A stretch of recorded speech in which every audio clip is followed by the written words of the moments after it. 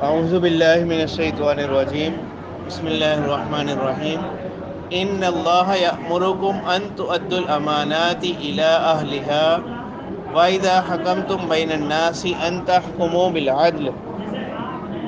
یہاں سے 19واں حکم، اس صورت کا 19واں حکم جو ہے اس کو بیان فرما رہے ہیں امانت سے متعلق۔ یہ حکم کس سے متعلق ہے؟ امانت سے متعلق۔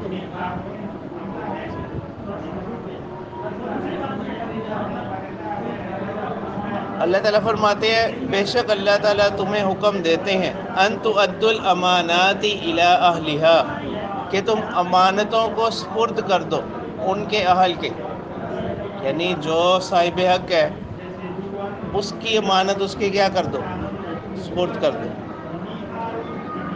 یہ شاید کا پہلا حصہ ہے۔ اب امانت کے مفہوم میں صرف مالی معاملات نہیں ہیں کہ اگر کسی کا مال کسی کے پاس امانت پڑا ہوا ہے وہ اس کو کیا کر دے، سپرد کر دے۔ امانت کا مفہوم کیا ہے یہاں پر؟ وسیع ہے، جیسے اس کے شان نزول سے بھی ظاہر ہو جائے گا کہ امانت کی ادائیگی کا جو حکم دیا جا رہا ہے یہ صرف مالی لین دین کے ساتھ نہیں ہے، بلکہ امانت سے مراد یہاں اگر کسی کا کوئی حق کسی کے ذمہ ہے تو وہ بھی کیا ہے، امانت ہے۔ ٹھیک ہے، جیسے حدیث مبارکہ میں آتا ہے المجالس بالامانہ، مجلسیں بھی کیا ہیں، امانت، یعنی اگر کوئی ایسی مجلس ہے جن میں کوئی بات ہو رہی تو اب جتنے بھی لوگ اس مجلس میں موجود ہیں تو مجلس ان کے لیے کیا ہے، امانت ہے، کہ وہاں کی باتوں کو کیا نہ کریں، وہاں سے باہر نہ لے جائیں۔ اگر کوئی ایسی باتیں ہوئی ہیں اس کو اس مجلس سے کیا نہ کریں، باہر نہ لے جائیں، تو مجلس کی امانت سے۔ تو صفت امانت یہ اتنی اس کی اہمیت ہے کہ اللہ کے رسول صلی اللہ علیہ وسلم نے فرمایا لا ایمان لمن لا امانت لہ، کہ جس شخص کے اندر صفت امانت نہیں ہوگی، یعنی جو لوگوں کی امانتوں کو پاس نہ رکھے اس کا کوئی ایمان نہیں، ایسے شخص کا کوئی ایمان نہیں۔ تو اتنی اہمیت ہے اس کی۔ اور خود آپ صلی اللہ علیہ وسلم کی اگر ہم زندگی کا مطالعہ کریں تو آپ صلی اللہ علیہ وسلم کا لقب یہ مشہور تھا کہ تمام تر مخالفت کے باوجود لوگ آپ کو امین کے نام سے جانتے تھے، صادق اور امین کے نام سے جانتے تھے۔ تو یہ بھی امانت ہے۔ اس طرح اگر کسی کے پاس بعض آیات کی روشنی میں مفسرین فرماتے ہیں کہ اگر کسی کے پاس کوئی علم کی بات ہے، قرآن و سنت کی کوئی بات ہے، وہ بھی اس کے پاس کیا ہے، امانت، وہ آگے اس کو کیا کرے، لوگوں تک پہنچا۔ ہاں اللہ یہ کہ کوئی ایسی بات ہو کہ اگر اس کو ظاہر کرے، اس میں اس کے ظاہر کرنے میں کوئی اندیشہ ہو، پھر اس کو کیا کرے، پھر اس کو بیان نہ کرے، یعنی اس کو پتہ ہے کہ اگر میں اس موقع پر یہ بات کروں گا تو یہ کسی فتنے کا سبب بن سکتی ہے۔ ٹھیک ہے، جیسے حدیث مبارکہ میں بھی آتا نا کہ من سئل عن علم علمہ ثم کتمہ الجم بلجام من نار، جس سے کسی چیز کے بارے میں سوال کیا گیا اور اس کو جانتا تھا پھر بھی اس نے چھپا لیا، ایسے شخص کو کیا کیا جائے گا، توق پہنایا جائے گا آگ کا۔ ہاں، تو پھر اس سے بھی وہ مواقع مستثنیٰ ہوں گے کہ اگر کوئی ایسی بات ہے، اس کو پتہ ہے کہ اگر اس بات کو ظاہر کیا گیا یا بتلائی گئی تو اس میں کیا ہوگا، لوگوں کے کسی فتنے میں مبتلا ہونے کا اندیشہ ہے، یا کوئی جو بات پوچھی گئی ہے وہ کوئی ایسی بات ہو کہ اس کا کوئی شرعی مقصد نہ ہو۔ ٹھیک ہے، اس لیے علماء نے اس کو ناپسند کیا ہے، بہت سے غیر مقصودی سوالات کرنا یا سوال اٹھانا۔ تفسیر کے اندر بھی خاص طور پر بعض مفسرین کا یہ رجحان اسی طرف ہوتا کہ وہ زیادہ غیر ضروری سوالات اٹھانے سے گریز کرتے ہیں۔ تو اسی لیے علم تفسیر کا قاعدہ یہ ہے کہ ابہموا ما ابہمہ اللہ، بہت سے مقامات پر مفسرین اس قاعدے کا استعمال کرتے ہیں کہ جس چیز کو اللہ نے مبہم رکھا اور اس کے اوپر کسی عقیدے کی یا کسی شرعی مسئلے کی بنیاد نہیں ہے تو اس چیز کو کیا رکھو، مبہم رکھو، جتنا بیان ہو رہا ہے اسی پر کیا کرو، اکتفا کرو۔ اسی طرح امانت میں ذمہ داریاں بھی شامل ہیں۔ اگر کوئی شخص کسی جگہ کوئی کام کر رہا ہے، اب وہ جو وقت ہے اور جو ذمہ داری ہے وہ بھی اس کے پاس کیا ہے، امانت ہے۔ یا اگر کسی کے پاس کوئی منصب یا عہدہ ہے، وہ بھی اس کے لیے کیا ہے، امانت ہے اس کے پاس، کہ اس کو کیا کرے، اپنی ذمہ داریوں کو پوری طرح کیا کرے، ادا کرے۔ اس حدیث مبارکہ میں بھی آتا ہے نا کہ الا کلکم مسئولون، الا کلکم راعین وکلکم مسئول عن رعیتہ، تم میں سے ہر ایک کیا نگہبان ہے، اور تم میں سے ہر ایک سے کیا کیا جائے گا، اس کی نگہبانی کے بارے میں سوال کیا جائے گا، پوچھا جائے گا۔ تو یعنی اس کے پاس جو یہ نگہبانی کا منصب ہے یہ بھی کیا ہے، امانت۔ تو عہدوں کا ہونا، یہ عہدے کا آنا، یہ کوئی فخر والی بات نہیں، بلکہ اس سے کیا ہوگا، اس کی ذمہ داری کیا ہوگی، بڑھ گئی، کیا اس کے بارے میں اس سے پوچھا جائے گا۔ تو یہ تمام چیزیں امانت کے مفہوم میں شامل ہیں۔ یہ حدیبیہ کے موقع پر غالباً،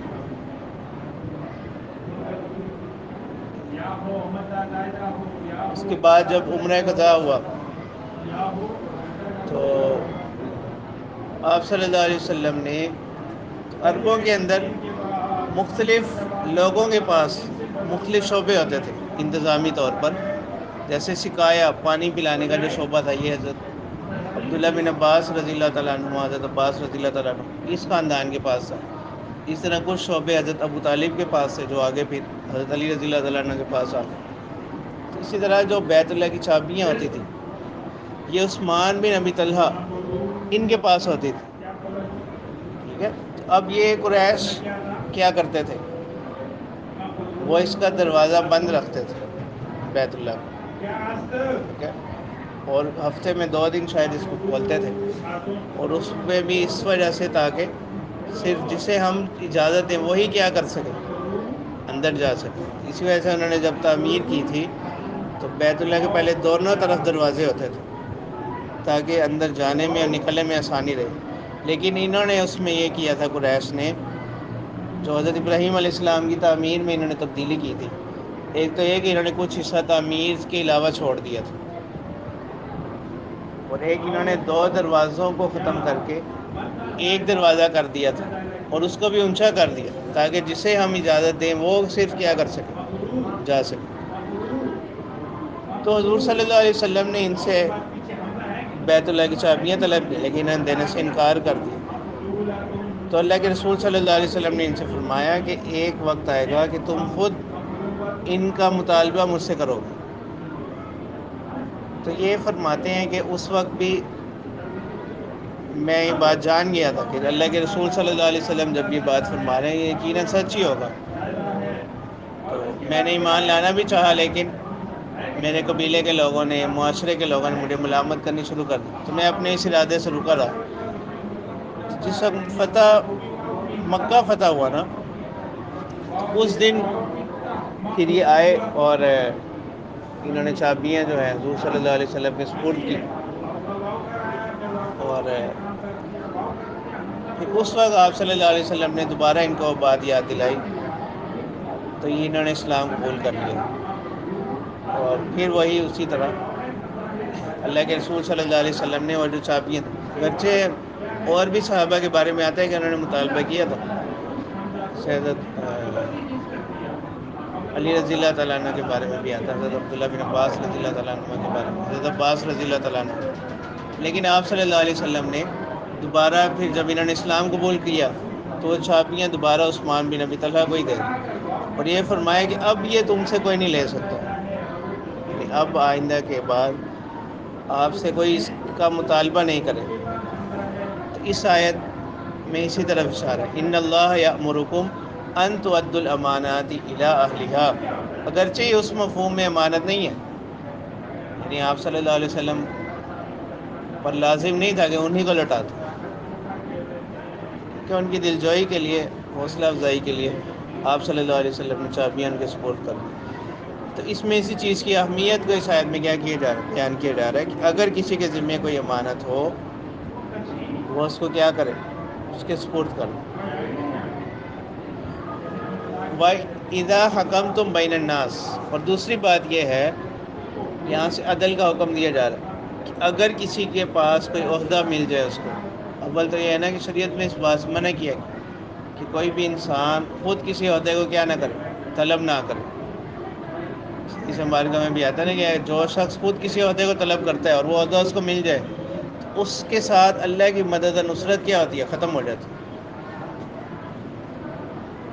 ہاں، خود کسی عہدے کا مطالبہ کرنا اس وقت جائز ہے کہ جب وہ انسان سمجھ رہا ہو کہ یعنی باقی لوگوں میں مجھ سے زیادہ اس کا اہل کوئی نہیں ہے، اور اگر میرے علاوہ یہ عہدہ، یہ منصب کسی اور کے پاس جاتا ہے تو اس میں اندیشہ ہے کس کا، نقصان کا، پھر انسان کیا کر سکتا ہے، کسی عہدے کا مطالبہ کر سکتا ہے۔ جیسے حضرت یوسف علیہ السلام کے قصے میں آتا ہے، نے فرمایا تھا نا عزیز مصر اجعلنی علی خزائن الارض، وہاں اس کا یہی آتا ہے نا کہ حدیث میں تو اس چیز منع کیا گیا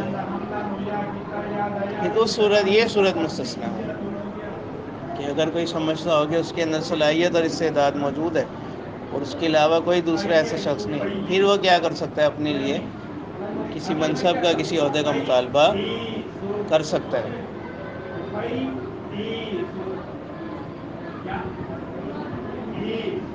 ان تحکموا بالعدل، اور جب تم فیصلہ کرو لوگوں کے درمیان تو فیصلہ کرو عدل کے ساتھ۔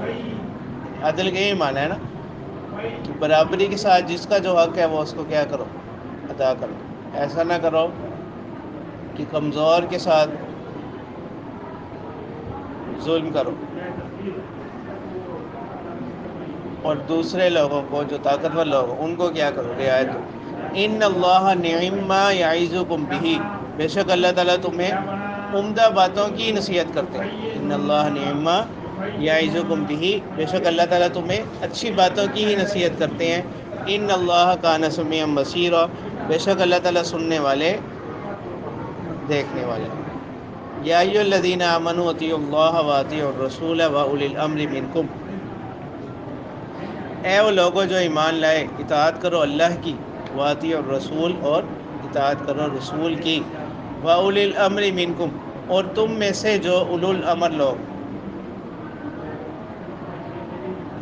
اولو الامر سے مراد، ایک قول تو یہ ہے کہ اس سے مراد فقہاء ہیں، اولو الامر سے مراد فقہاء، اور ایک قول یہ ہے کہ اس سے مراد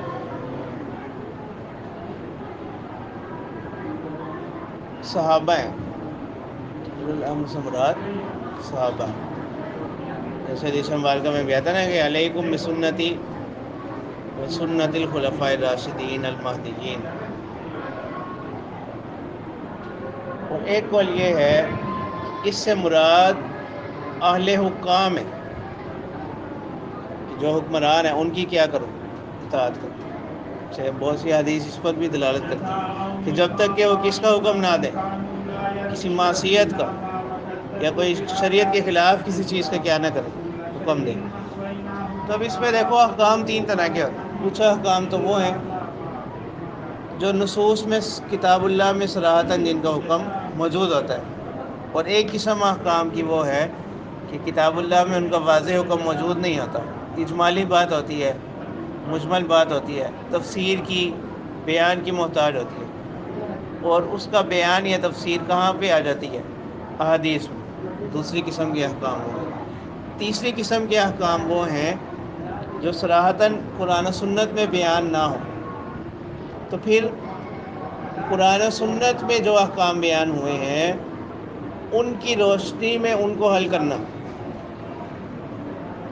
یعنی غیر منصوصی مسائل کو نصوصی مسائل سے اخذ شدہ اصولوں کی روشنی میں حل کرنا، یہ کیا کہلاتا ہے، اجتہاد۔ تو تیسری قسم کے وہ مسائل، ان کا بھی تذکرہ آ گیا، اولو الامر، مجتہدین، جیسے حدیث مبارکہ میں بھی آتا ہے نا کہ جب کوئی شخص اجتہاد کرتا ہے کسی مسئلے کے بارے میں، اور اگر وہ اس پر کیا ہو، درست ہو، تو اس کے لیے 2 اجر، اور اگر اس میں خطا پر بھی ہے تو اس کے لیے کیا ہے، 1 اجر ہے، بشرطے کہ وہ اجتہاد میں اس کی نیت کیا ہو، خیر خواہی کی نیت ہو، اور کسی شرعی مسئلے میں ہو، اور وہ اجتہاد کی صلاحیت بھی رکھتا ہو، اجتہاد کی کیا رکھتا ہو، صلاحیت بھی رکھتا ہو۔ اور ایک قسم احکام کی وہ ہے کہ جن میں شریعت میں اس کو کرنے نہ کرنے کا اختیار ہوتا ہے، ٹھیک ہے، جو مباحات کے درجے کے ہوتے ہیں، تو ان میں اگر کوئی انتظامی طور پر کوئی انتظامیہ قانون بنا دے تو اس کی پاسداری بھی کیا ہوگی، لازم ہوگی۔ جیسے بہت سے انتظامی قوانین ہوتے ہیں نظام کو چلانے کے لیے، وہ کیا کیے جاتے ہیں، وضع کیے جاتے ہیں، ان کی پابندی کرنا، ان کی پاسداری کرنا، یہ بھی کیا ہے، لازم ہے۔ تو احکام کی یہ 4 قسمیں ہوں۔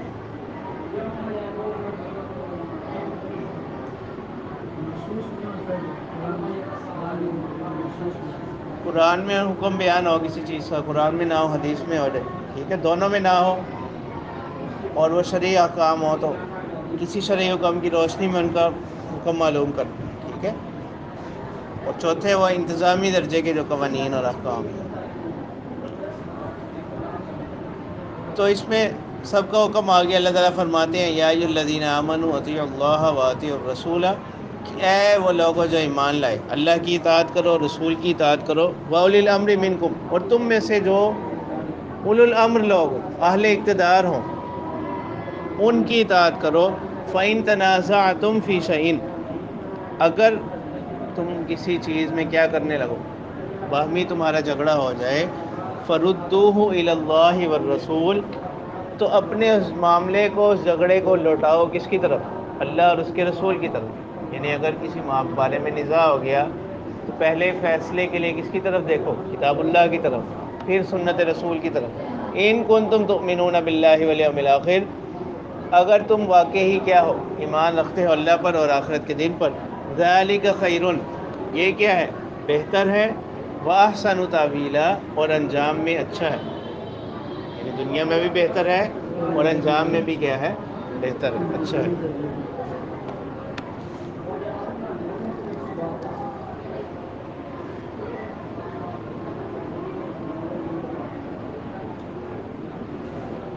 الم تر الی الذین یزعمون انہم آمنوا بما انزل الیک وما انزل من قبلک یریدون ان یتحاکموا الی الطاغوت وقد امروا ان یکفروا به ویرید الشیطان ان یضلهم ضلالا بعیدا۔ اب یہ گزشتہ آیات میں اہل کتاب کی خرابیوں کا بیان تھا، انہی کا تسلسل چل رہا ہے۔ کچھ لوگ منافقانہ طور پر مسلمان ہو گئے، آپ صلی اللہ علیہ وسلم کی خدمت میں حاضر ہو کر انہوں نے اسلام قبول کر لیا، مسلمانوں کے ساتھ رہنے لگے۔ تو بشر نامی ایک منافق، اس کا کسی یہودی کے ساتھ جھگڑا ہو گیا کسی چیز کے بارے میں نا۔ اب یہودی جو تھا وہ حق پر تھا، اور اس جھگڑے میں بشر جو تھا منافق، یہ جھوٹا تھا۔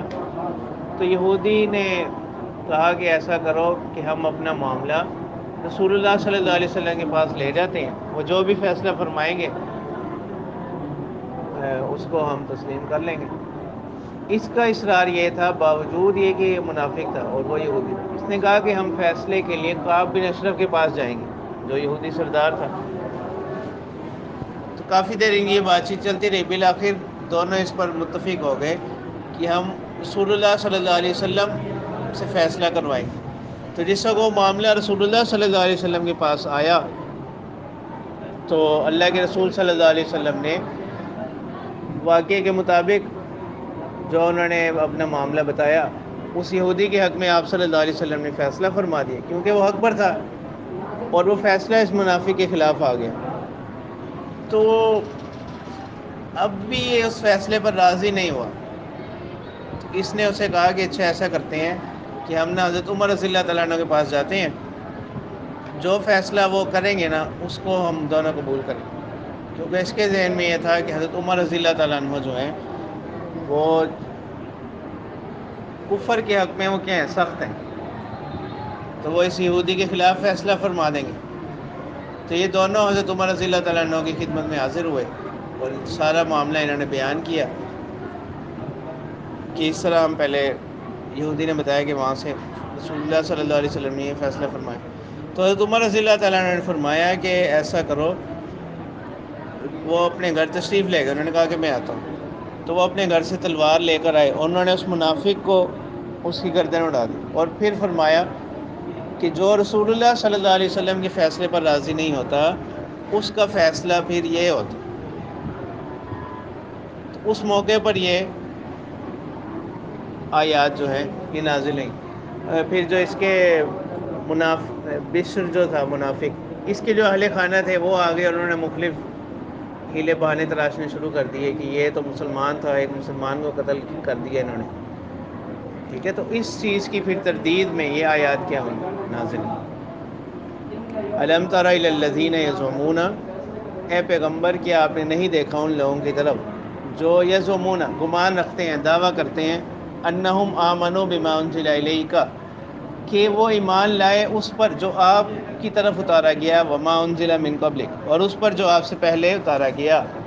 تو یہ آیت بھی اس میں بھی اشارہ ہے اس بات کی طرف کہ جو چیز آپ صلی اللہ علیہ وسلم پر اتاری گئی اور جو چیز آپ صلی اللہ علیہ وسلم کو دی گئی وہی آخری ہے.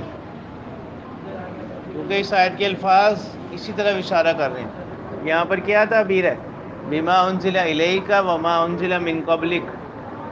تو اس سے معلوم ہوا کہ قرآن مجید جو ہے اللہ تعالیٰ کی آخری وحی اور کتاب، اور آپ صلی اللہ علیہ وسلم اللہ تعالیٰ کے آخری نبی. کیا وغیرہ یہاں پر اگر آپ صلی اللہ علیہ وسلم کے بعد کسی بھی قسم کی کوئی نبوت کا امکان ہوتا تو وما انزل من بعدک اس کا بھی ذکر کیا جاتا. تو یہ آیت کا اسلوب یہ بتلا رہا ہے کہ قرآن مجید اللہ تعالیٰ کی آخری کتاب ہے اور آپ صلی اللہ علیہ وسلم اللہ تعالیٰ کے آخری رسول اور نبی. یریدون ان یتحاکموا الی الطاغوت، اللہ تعالیٰ فرماتے ہیں کہ وہ ایسے کیوں کرتے ہیں؟ وہ چاہتے ہیں ان یتحاکموا الی الطاغوت، یعنی زبان سے تو وہ دعویٰ کرتے ہیں کہ ہم ایمان والے ہیں اور اپنے معاملوں میں وہ چاہتے ہیں ان یتحاکموا الی الطاغوت کہ وہ فیصلے معاملہ کو لے جائیں طاغوت کی طرف، شیطان کی طرف. طاغوت کی تفسیر یہاں پر پھر کیا ہوگی؟ کعب بن اشرف، کہ وہ اپنے معاملات کو لے جائیں طاغوت شیطان کی طرف، سرکش کی طرف. وقد امروا ان یکفروا بہ، اور حالانکہ ان کو حکم یہ دیا گیا تھا کہ وہ اس کا انکار کریں.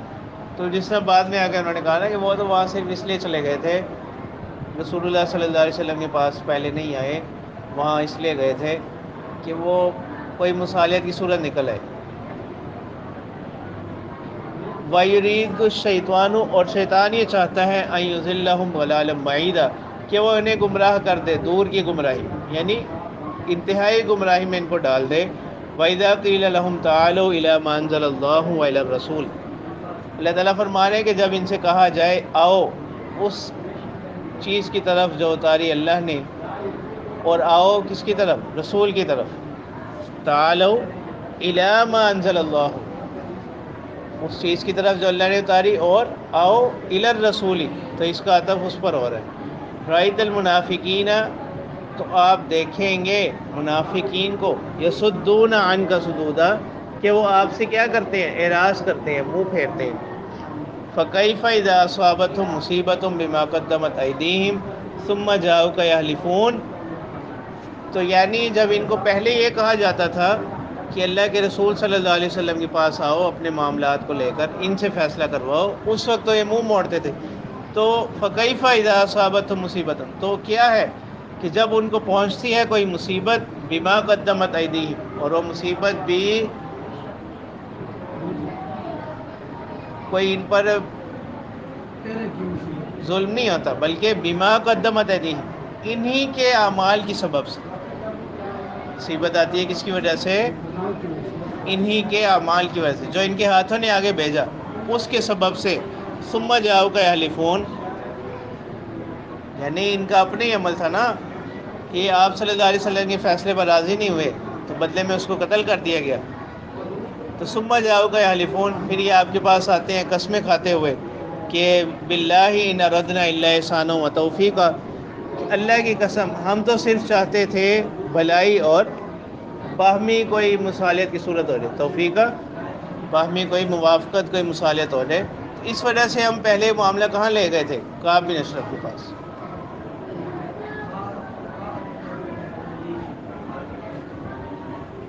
تو یعنی یہ اپنی خلاف ورزی پر، حکم کی خلاف، حکم عدولی کرنے پر جھوٹے بہانے بھی تراشتے ہیں۔ تو اللہ تعالیٰ فرما رہے ہیں اولئک الذین یعلم اللہ ما فی قلوبہم، یہی وہ لوگ ہیں اللہ تعالیٰ جانتے ہیں جو ان کے دلوں میں ہیں۔ فاعرض عنہم وعظہم، تو آپ ان سے کیا کریں؟ اعراض کریں، لیکن یعنی باوجود اس کے کہ ان لوگوں نے کیا کیا؟ اللہ اور اس کے رسول کے حکم کی نافرمانی کی۔ تو یہ آیت جو ہے اس میں ایک ایسے شخص کے لیے جو دین کی دعوت دینے والا ہو، اس کے لیے بڑی نصیحت ہے۔ تو اللہ تعالیٰ فرما رہے ہیں فاعرض عنہم، کہ ان سے کیا کر لیجئے؟ کنارہ کر لیں، اعراض کریں، وعظہم، اور ان کو کیا کریں؟ نصیحت کیجئے۔ وقل لہم فی انفسہم قولا بلیغا، اور ان سے کہیں ان کے نفسوں کے بارے میں قولا بلیغا، اچھی بات۔ وما ارسلنا من رسول الا لیطاع باذن اللہ۔ اب اللہ تعالیٰ یہاں سے آپ صلی اللہ علیہ وسلم کی عظمت کو بیان فرما رہے ہیں کہ ہم نہیں بھیجتے کسی رسول کو الا لیطاع باذن اللہ، مگر یہ کہ اس کی اطاعت کی جائے اللہ کے حکم کے ساتھ۔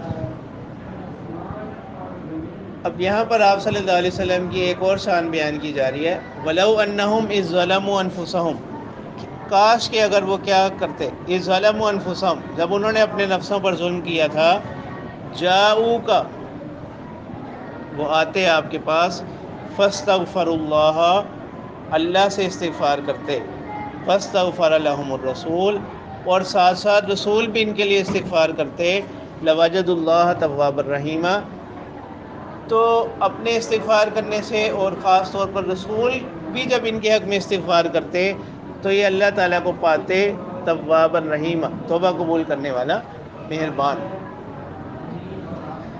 تو اس میں، اس آیت میں یہ تو واقعہ ہو گیا جو، تو اس آیت میں یہ سبق ہے کہ اگر کسی شخص سے گناہ سرزد ہو جائے تو وہ کیا کرے؟ اللہ کے حضور توبہ استغفار کرے، اور اللہ کے رسول صلی اللہ علیہ وسلم کے وسیلے سے اور واسطے سے کیا کرے؟ استغفار کرے، روضہ رسول صلی اللہ علیہ وسلم پر جا کر اپنے گناہوں سے کیا کرے؟ گناہوں پر استغفار کرے۔ تو حضرت علی رضی اللہ تعالیٰ عنہ فرماتے ہیں کہ جس وقت آپ صلی اللہ علیہ وسلم کا وصال ہوا، اس کے چند دن کے بعد ایک شخص آیا اور وہ آپ صلی اللہ علیہ وسلم کے روضہ پر بیٹھ کر زار و کتار رونے لگا۔ تو لوگوں نے اس سے پوچھا کہ، تو پھر اس نے بتایا کہ میں جو ہے نا گناہ گار ہوں، میرے سے کچھ گناہ سرزد ہو گئے، اب میں نے یہ بات سنی ہے، اگر انسان کیا کرے، اس سے کوئی گناہ سرزد ہو جائے اور وہ اللہ کے رسول صلی اللہ علیہ وسلم سے استغفار کرے تو اللہ تعالیٰ اس کے گناہوں کو کیا کرتے؟ معاف فرماتے۔ تو پھر حضرت علی رضی اللہ تعالیٰ عنہ فرماتے ہیں کہ روزے سے آواز آئی قد غفر لک، کہ یعنی تمہاری کیا کر دی گئی؟ مغفرت، اور تمہارے گناہوں کو کیا کر دیے گئے؟ بخش دیے گئے۔ اسی سے پھر علماء فرماتے ہیں کہ استغفار یا کسی بھی دعا کی قبولیت کے لیے درود شریف کی تلقین کی جاتی ہے، کہ انسان کیا کرے؟ درود شریف پڑھ کر کوئی دعا کرے تو اللہ تعالیٰ اس کو کیا کرتے ہیں؟ قبول فرماتے ہیں۔ جیسے روضہ رسول میں وہ حدیث مبارکہ بھی لکھی ہے نا، اس سے اوپر وجبت شفاعتی لأہل الکبائر من امتی، کہ میری امت کے جو اہل کبائر ہیں، یعنی جن سے بڑے بڑے گناہ سرزد ہو گئے، ان کے لیے حق میں میری شفاعت کیا ہو گئی؟ واجب ہو۔ تو کوئی بھی گنہگار کسی بھی وقت وہ کیا کرے؟ استغفار کرے تو اللہ تعالیٰ اس کی توبہ کو قبول فرماتے۔